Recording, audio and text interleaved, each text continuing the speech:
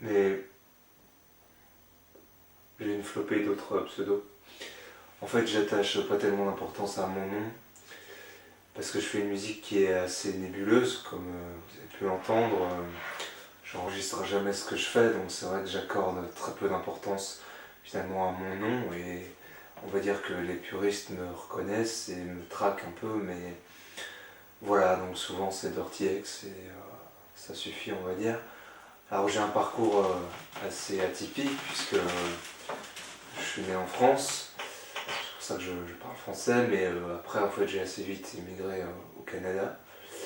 Pourquoi le Canada? Parce qu'en fait j'avais des amis qui à l'époque bossaient pas mal dans le milieu underground sur place, et c'est comme ça que j'ai commencé à me faire un petit nom, même si le Canada n'est pas du tout réputé pour la musique électronique.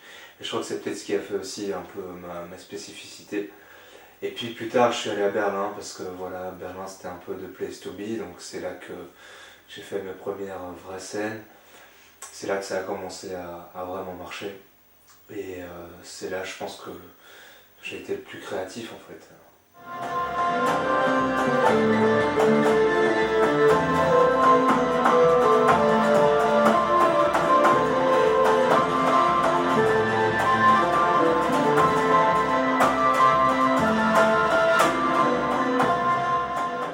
C'est vrai que par rapport aux lumières, moi j'ai toujours vécu dans des milieux assez tamisés. C'est vrai que j'ai un peu de mal avec la lumière du jour, c'est pour ça aussi que je vis la nuit. J'aime bien les lumières artificielles en fait, les lumières assez froides et assez crues. Quand je joue, en fait, voilà, j'adore m'imprégner de ça. Toujours des, toujours des écrans aussi autour de moi, parce que j'en ai besoin en fait. Je me passe des vieux films en noir et blanc, et ça m'inspire. Comme évidemment j'improvise entre guillemets, même si j'ai des structures dans ma tête, la plupart de mes morceaux sont totalement improvisés. Et donc voilà, le fait d'avoir des images répétitives, ça m'aide en fait, ça m'aide pour l'inspiration, pour la création. C'est ça que j'aime, et effectivement pour ça j'ai besoin d'être absolument plongé dans le noir. Et je crois que ça aide aussi à, voilà, à préserver une certaine humilité et à savoir ce qu'on vaut, parce que finalement quand j'enlève mon blouson et que je sors dans la rue, il n'y a personne qui me reconnaît. Je crois savoir, mais ce n'est pas prouvé, que le mot vilain, au Moyen-Âge, voulait dire un homme qui habitait la ville. Je trouve ça assez bien. Oui, si. Je ne suis pas sûr de mon coup, là, mais je crois. Et je crois qu'un homme est un nomade, il est fait pour se promener, pour aller voir de l'autre côté de la colline. Je parle de l'homme, du mâle. Je crois vraiment ça. Et je crois que par essence, la femme l'arrête. Alors l'homme s'arrête près d'une femme, et puis la femme a envie qu'on lui ponde un œuf, toujours. Toutes les femmes du monde ont envie qu'on lui ponde un œuf, et je comprends ça. Et puis on pond l'œuf. Alors l'homme, il est bien bon, il est gentil. Il calcule infiniment moins que la femme. Je ne dis pas que la femme est méchante, je dis que l'homme est con. Voilà ce que je dis. Et l'homme, il reste près de cet œuf, et alors il faut de la paille en dessous. Alors on met de la paille, l'homme il va chercher de la paille pour mettre en dessous de l'œuf. Et puis un jour il pleut, alors là, il va chercher de la paille, et il fait un toit. Et puis après il y a des courants d'air, alors il bâtit des murs, et puis après il reste là.